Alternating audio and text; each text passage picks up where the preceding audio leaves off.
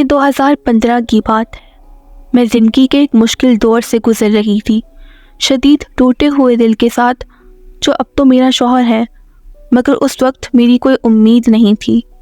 میں کسی بھی طرح اپنے دل کے بھاری پن سے بچنا چاہتی تھی۔ ہر رات میں اپنی ایک دوست کے گھر رک جاتی تاکہ مجھے اکیلے نہ رہنا پڑے۔ اس رات میں اپنی دوست عالیہ کے ساتھ ڈنر پر گئی اور پھر ہم اس کے اپارٹمنٹ پر واپس آ گئے۔ ہم نے ٹی وی دیکھا اور ہنستے ہوئے وقت گزارا۔ پھر رات کے سناٹے میں جب سونے کا وقت آیا تو میں اس کے لیونگ روم کے صوفے پر سکون سے لیٹ گئی۔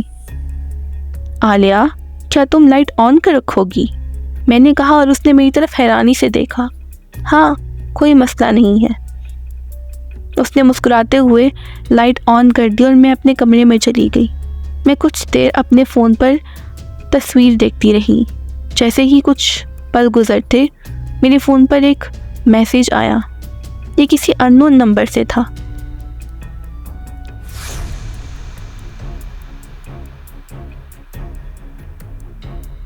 مجھے معلوم ہے کہ تم مجھ سے بات نہیں کرنا چاہتی، مگر میں صرف جاننا چاہتا ہوں کہ تم ٹھیک ہو۔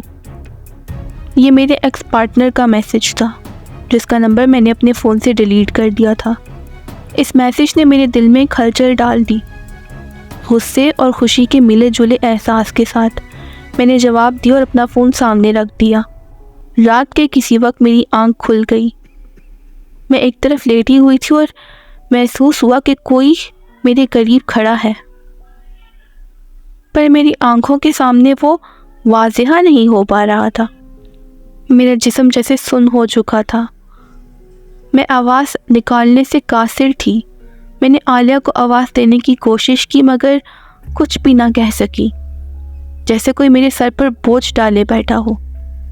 صبح جب عالیہ نے آ کر پوچھا کہ تمہاری رات کیسی گزری تو میں نے اسے بتایا کہ شاید کوئی رات کے بیچ کمرے میں آیا تھا۔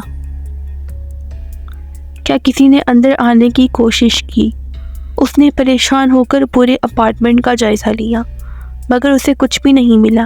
یہ میرا پہلا تجربہ تھا، جسے کہتے ہیں سلیپ پیرالائسس، جب آپ کی آنکھیں تو کھلی ہوں مگر آپ کا پورا جسم حرکت نہیں کر پاتا۔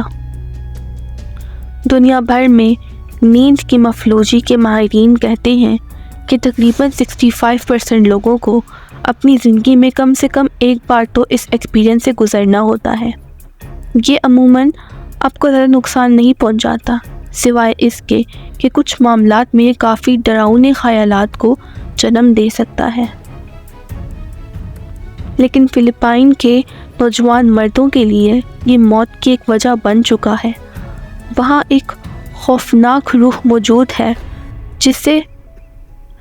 جسے بنگونگا کہتے ہیں کہ جو لوگ سونے سے پہلے بڑی مقدار میں کھانا کھا لیتے ہیں، بنگونگا انہیں سوتے میں آ کر دبا دیتا ہے اور سانس روک دیتا ہے۔